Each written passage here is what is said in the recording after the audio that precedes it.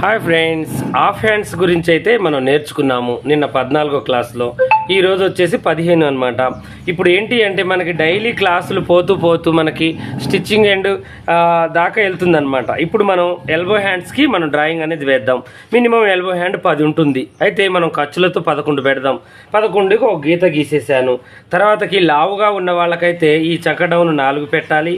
కొంచెం బక్కగా ఉంటే 3.5, ఇంకా కొంచెం బక్కగా ఉంటే 3, ఇంకా కొంచెం బక్కగా ఉంటే 2.5.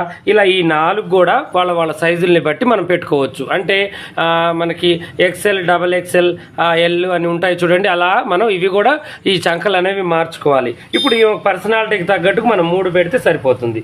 ఇలా మనకి ఏంటి అంటే చంక డౌన్ అనేది హాఫ్ హ్యాండ్కైనా, ఫుల్ హ్యాండ్కైనా, ఎల్బో హ్యాండ్కైనా ఇలా మనం మనిషిని బట్టి చంక డౌన్ అనేది పెట్టుకోవాలి. ఓకేగా, అర్థమైంది కదా. దీని డ్రాయింగ్ వేసి కటింగ్ నేను నెక్స్ట్ వీడియోలో పెడతాను, చూడండి.